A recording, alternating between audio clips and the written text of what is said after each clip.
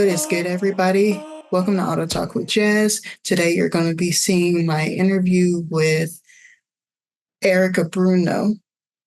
I don't know why it took me that long to remember, but I hope y'all enjoy. I enjoyed having this conversation, and we'll see y'all on the other side. Bye.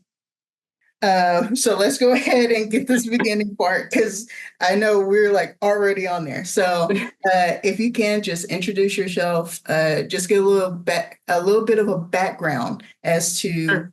how you even started in this field and what are some of the things that you've done, since then. Yeah. Yeah. So I'm Erica Bruno. I am the Vice President of Business Development here at CBC Automotive Marketing. I am a car girl at heart. I have been in the industry basically my entire life. My grandfather had about 17 different franchises at one point in time. And my first job was washing a car and cleaning his office. And I was hooked because I wanted a My Little Pony. And I was like, I got $5 for cleaning your office. I can get as many My Little Ponies as I want. But I always joke that's how I got into it, but really it was one of those that being in the dealerships just set my soul on fire. I was like, this is the coolest thing ever. And so, went to college, got my degree, and then I was like, I still really want to be in this. So I started my career with Toyota out in California in their management training program, which is, a pretty competitive program to get into, which was great. And then I worked for Nissan Corporate. I worked for Automotive Mastermind as one of the first 100 employees. And then I have worked at a multitude of companies since Volvo Corporate, Constellation, which is a big digital marketing agency in New York, Experian, and now I'm here at CBC. And I love the car business and I love helping people in the car business. I love helping women in the car business, but I really love people that want to make this industry better. And I'm really good at branding and helping people craft their stories. So that's something I'm really passionate about. And that's amazing. I think the fact that you're a generational person. So you have what, two generations before you at least. So your grandfather, then was it your My dad? mom. Your No, mom. my So mom. your dad, your grandfather, then your mom, which is almost unheard of for a woman to bring in their daughter to or their niece or whatever to come into the field. So the fact that Yeah. you're the third generation is amazing to me. I think you get to see and you get to hear the stories of like the goods and the bads before, and you have a special insight to how to change the industry and how to make it better from even bringing in stuff that worked before that we've Mhm. lost and bring in stuff that we never even thought about. And you were like, okay, well, this needs to be fixed, but maybe we need to bring this back because you have that experience and Yeah. you personally know it. And that's what I love about it. I'm kind of jealous. I'm kind of jealous, just a little bit. Um, so then, you have this extraordinary background, and you've talked about, we've talked about on another call about how, you got to, I'm assuming this was like grandkids always have that thing with their grandparents. And so I'm assuming this was like y'all's quality time almost. And you got to pick his brain about what it means to be in this field. Yeah. And, that was something that I was in awe when you first told me. What were some of the things that he told you that you kind of tell everyone else about this field? I'm gonna try not to cry. So my grandfather was my best friend. I joke that he gave me 50 years of advanced knowledge, and I'm like, I'm so blessed for it. Um, One thing he always told me, so when I was younger, I was really severely bullied in school and just like awful. Would come home crying every day, like did not want to be alive anymore at one point. And so I came to my grandfather and I was like, I can't do this anymore. I don't understand why people are so mean to me.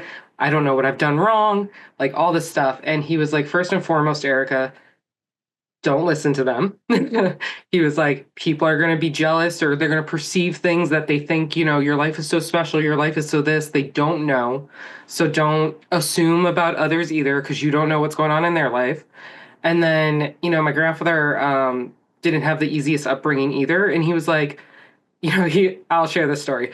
So when he was probably in like sixth-ish grade, from what I can deduce, his teacher was like, "Oh, Jack's not the brightest, so like he's probably just gonna raise chickens for the rest of his life."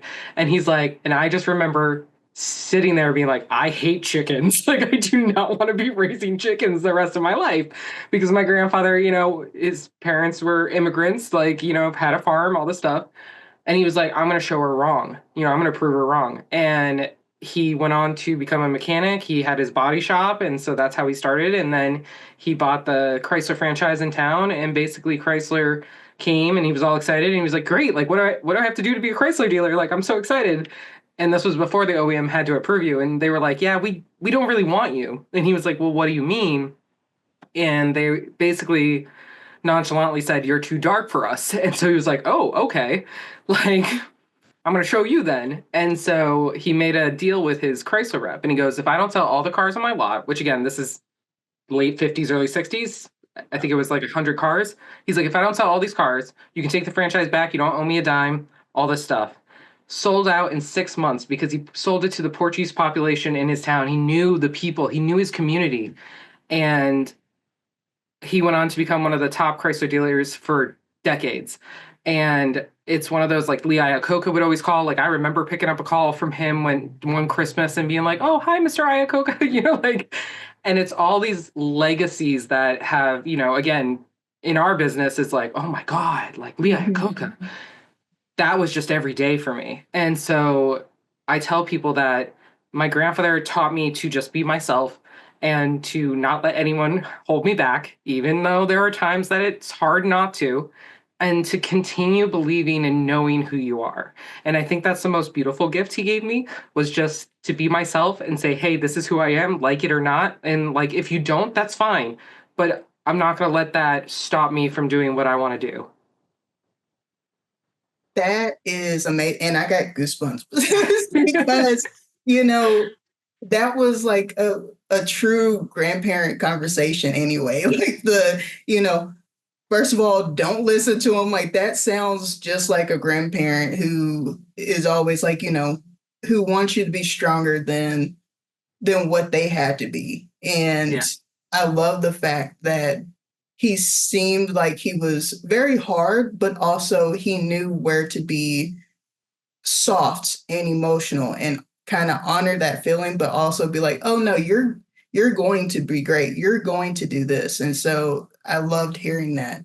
Thank you. And the fact that you got to witness what it meant to he wasn't he to be kind of the underdog who was always told you're not good enough to do this, and then you got to witness what it was like to have to overcome that is amazing. And yeah, that I think even to me was like, okay, yeah, no, there I have no excuse. I have no excuse not to be good. So now that makes sense of coming down to you and what you try to bring to the industry and do bring to the industry is you're good enough to make the change. You're good enough to not have to deal with people looking down upon you.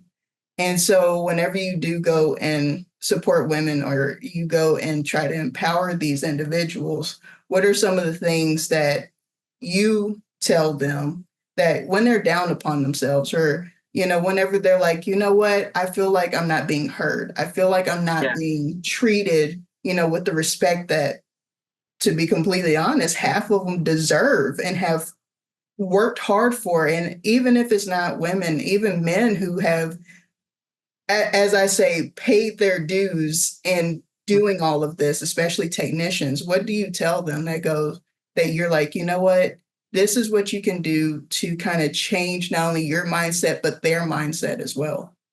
Yeah, that's a great question because I tell people all the time that like the way I try to approach my life is look, I can only control myself, my thoughts, my actions, my beliefs, and like that's a hard lesson in general, even with all the lessons that I've had growing up, is like it's still hard at times when the world is telling you you're not enough or you're wrong or this, and they're trying to gaslight you into something, and all of a sudden you're like, but I know like this isn't right for me or this isn't good for me.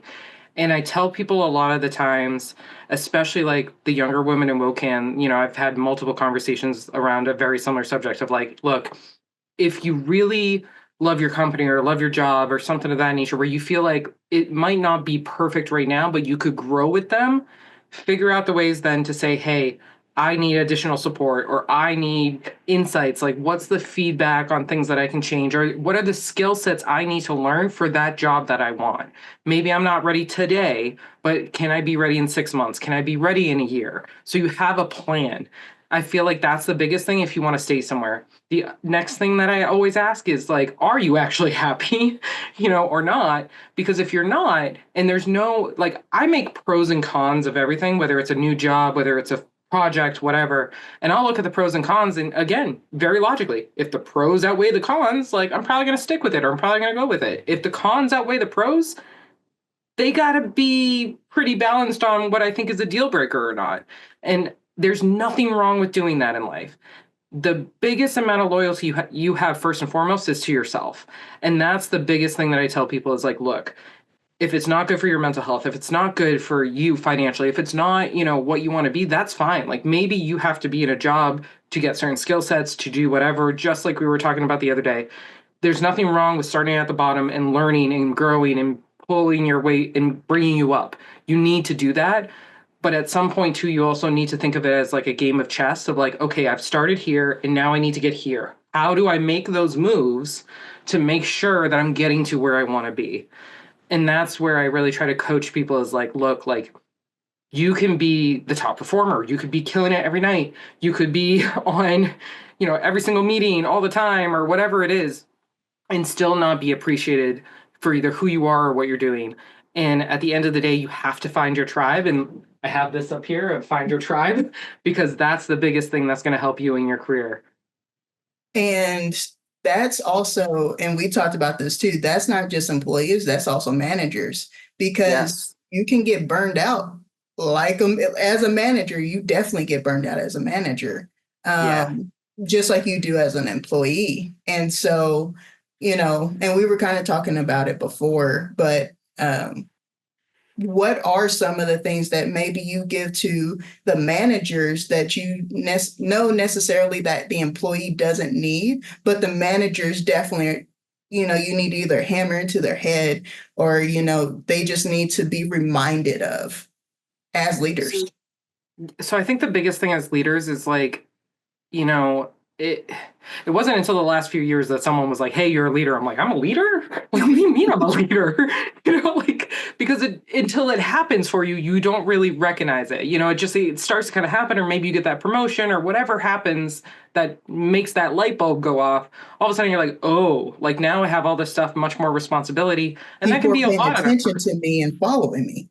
Yeah, and so like one thing my grandfather always told me is like, you represent me, you represent our family business, you represent this and that. If I ever hear that you have been rude to someone or you have been mean or you know what I mean, like a reflection. And I always think about that in the back of my mind is like, am I making him proud? Like still to this day, like, am I making him proud?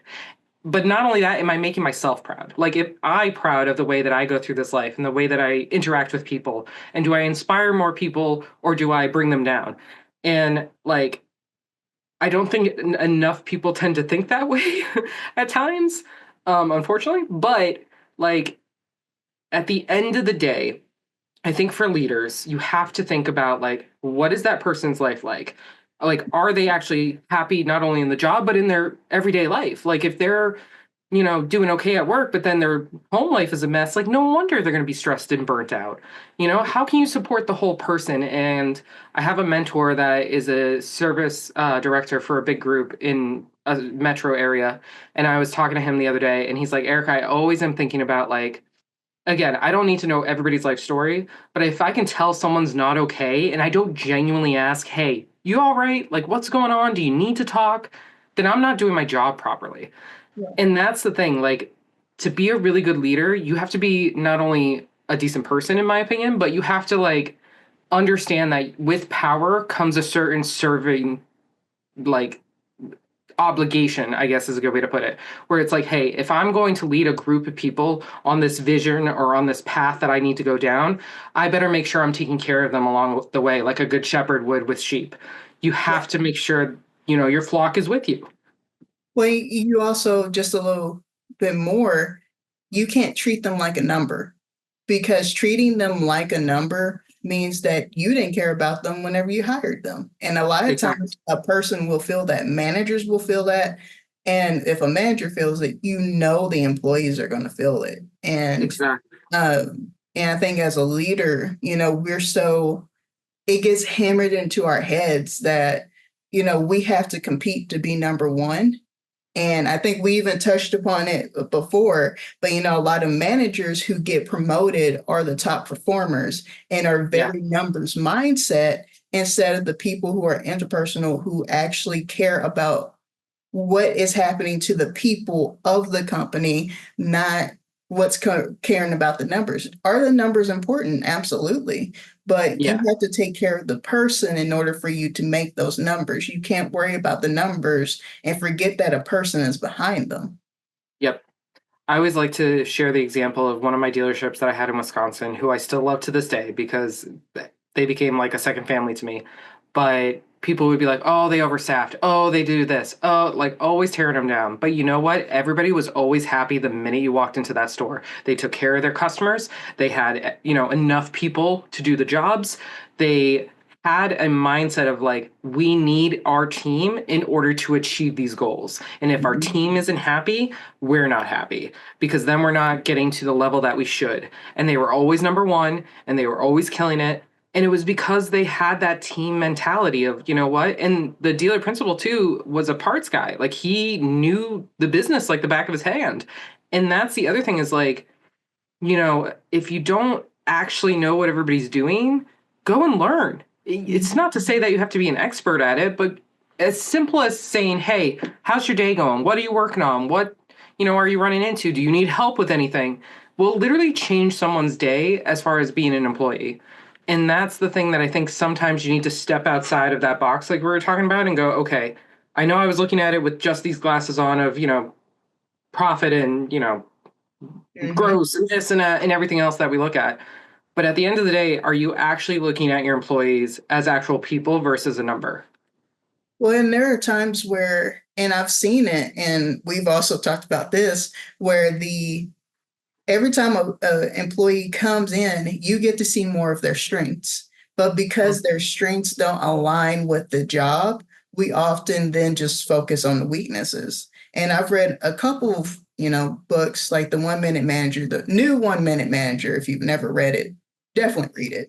Yeah. Where it was talking about, person came in and they realized they weren't a great fit here, but they actually created a job where their strengths were going to be used, not because they didn't want to fire the person, but because they realized their strengths were actually going to help the company in general. And when they actually put that person in place of that new job description, the business grew even more because they were able to use that strength and just skyrocket the company. And that's what people don't realize, is sometimes you have the greatest team, but if you don't delegate effectively, if you don't put these people in place the way that they need to be, you will always not win.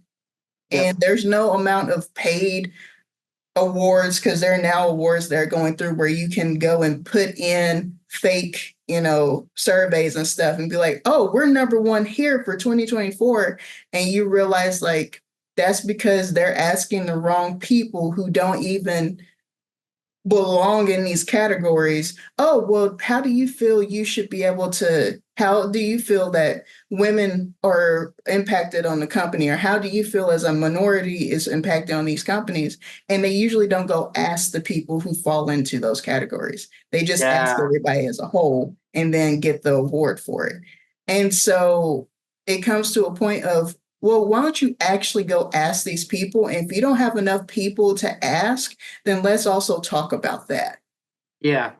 It's also not being afraid of maybe the bad answer or the not Hmm. fun answer. You know what I mean? Like I tell people all the time, and again, maybe it's my Boston roots, but it's like I'd much rather you come to me and tell me you hate me to my face than talk about me behind my back, because then I can do something about it. Maybe I didn't, talk to you the right way, or maybe I was just having a really bad day and I just kind of, answered quickly. Whatever it is, that's fine. We're all human. And that was one thing my grandfather would always say. He's like, I'm an imperfect human. Like, I am not the perfect person. I'm never going to be a perfect person. No one is. But at the end of the day, like, hopefully I treat my employees with enough mutual respect that they understand that if they need something from me, I can then have a conversation with them. And that's a relationship. And I think that's the other thing. I actually just wrote an article talking about like how, dealers don't really form the relationships they should with their customers because it's very transactional. Now, all of a sudden, if you have someone where you have a really deep connection, of course they're not going anywhere else. They want to come and work with people that they know and that they like and that they trust. It's the same exact thing with your employees. If your employees are going, don't come to my dealership, you don't want to be a part of this, that's Yeah. terrible. How many times I've actually said that and worked at the dealership. I kind of feel You're bad not for alone. them. Yeah. Like, And and that's my biggest pet peeve is like, and maybe it's because I'm from a family, run dealership and I've seen the way, my parents and my uncles have, done it mhm. for 25 years on their own. And they probably have about still 20% of employees that from day one, have been there and that have retired and, like all this Yeah. stuff and brought kids in and, all this layers of generations. And I think it takes a good balance of saying, hey, we're all human, but we're here to help each other as much as we can. It doesn't mean necessarily we're a family, because I can't stand when companies say that. But like, I just wrote I got on my soapbox about that one too. So because like, let's be real, families can be great and families can be toxic. it So depends on like, what your family is. yeah.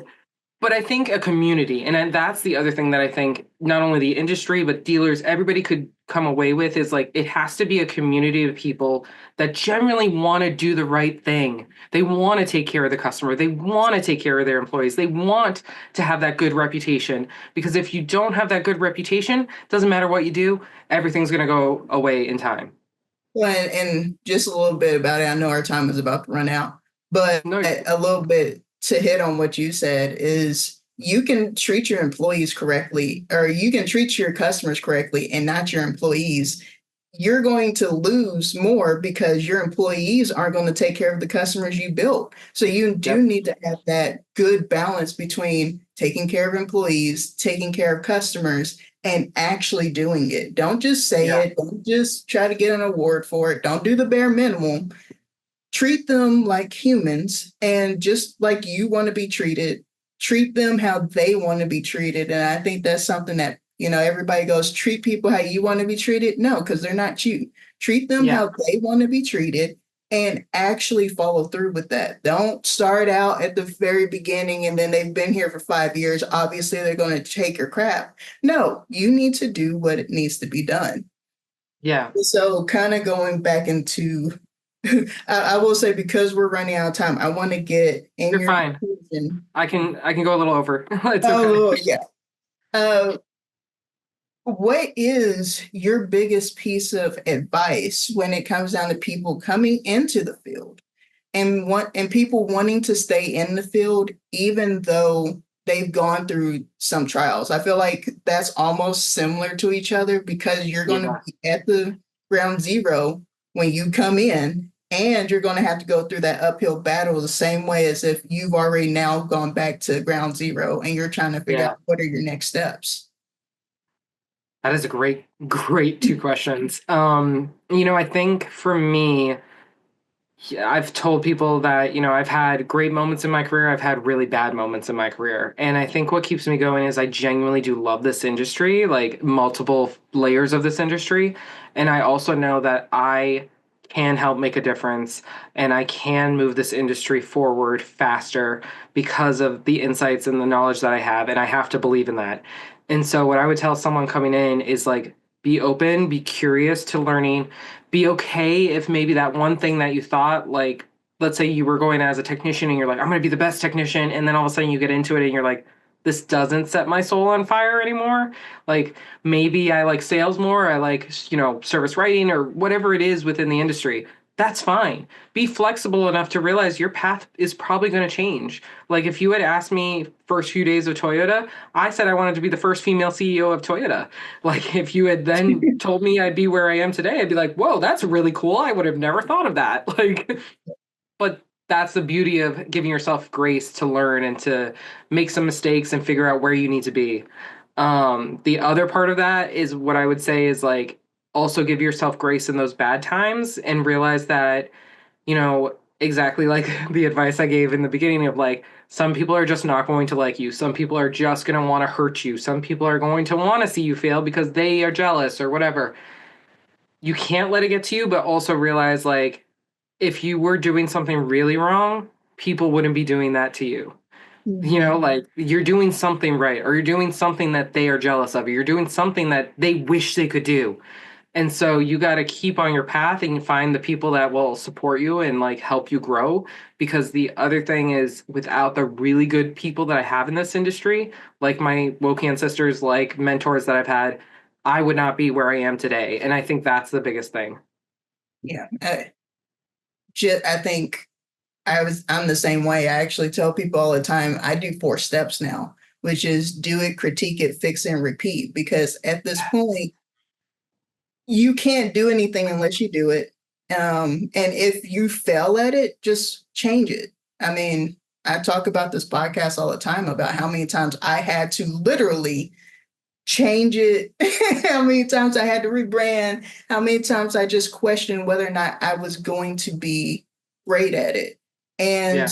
sometimes, like you said, you're going to go through that point where you're like, do I even want to do this anymore? Is it worth it? Okay, well, maybe I need to change my message. Maybe I need to change this. And so that is a really good mindset of knowing maybe it's not you. Maybe it is the people that you're around. So get to a community that will actually support you in what you do. And once you Yeah. find that community, like you said, build the connections. Don't just assume that oh, I like them and I'm gonna follow them. That's not a connection. That's not Yeah. building that relationship. You got to build it. You got to check on people. You got to, just like you want them to give to you, you give this to them, Yeah. vice versa. Exactly, because like I've had people recently be like, "Oh my God, you have like 83,000 followers on LinkedIn and this and that," or Mhm. like 8,300. I mean, but I'm like, yeah, like that's cool, but at the end of the day, like I care, am I making an impact on other people? And like one of my strengths I've realized is in my writing, in the way that I write, and my voice, and the way it comes through. And I'm really proud of that because it's taking years for me to do that, Yes. but also having the courage to put myself out there because again, some people love it, some people really don't. Yeah. And you know what? I've gotten some hate for it, but at the end of the day, I always step back and I think, okay, I could have an emotional response to this of like, why do they hate me? And I don't understand. And, oh, they're bad people or whatever it is that, initially runs through your mind. But my dad gave me this really good advice of, is it necessary? Is it necessary to vocalize it? Is it necessary to think that? Is it necessary to put an action to that? So take a step back, think about it, and also think about the person on the other side. Is it worth it to have a reaction or not? That it, that's actually really good advice. Yeah. Are they worth actually? Because a lot of times you get the reaction, and next thing you know, you've lost more because that Yeah. person got the reaction that out of you that you were like they expected you to. Yep. Don't allow people to drag you down, essentially. Exactly. Exactly. Like, don't forget who you are. Don't Mhm. forget what you bring to the table because, especially like when I was younger, I would always hear, well, you don't know anything, or you don't know this, or blah, blah, blah, or you have to get the experience. And I'm like, I but hate that. yeah, I know it. That's one of my pet peeves too. And like, I tell people now, I'm like, look, I might not have the experience deeply, but I have a perspective. And my perspective might be a perspective of your customers or your employees or whatever it is that you're not listening to. So just like I was talking about the scotoma with the blinders, at what point could this be a fact that Yep. you are just not ready to accept? Yeah, yeah. And that goes back to a little bit of what you said. You need to ask yourself, is this truly what I want? One. And two, is this truly something that you need to start doing, because there are times where you're like, oh yeah, I want this skill, but is that a skill that you actually truly need? Because Yeah. then you're just kind of wasting time, and eventually you're not going to like it. Yep. You're not going to like yourself. You're not going to like the situation. Yeah, it's a learning opportunity, but is it something you really truly want or need to get to where you want to go? What are your goals? I usually Yep. try to do a SWOT analysis or a SMART goal type template and try to figure out, like you said, what's the good and bad, and what am I actually trying to do? What is my goal? Because if you don't have a goal and you're not actually trying to set it and figure out how to get to it, have a plan, then at that point it's just a waste of time. And Yeah. thing that everybody has that you really don't want to waste, and a lot of people do waste, is time. Yep. We had in our WOCAN Solera leadership class a lesson talking about perception and how is the ladder, where you start at the bottom rung and then you go up the ladder to the top rung. And so again, you could have someone who's at the top rung and seeing things in a certain way, and then you're at the bottom of the ladder going, that's not how I see it. What are you talking about? And it might be an emotional reaction, it might be a logical reaction, doesn't matter. But all of a sudden, you have to take that step, and figure out where are they coming from, what's their view, and why maybe are they reacting in this way.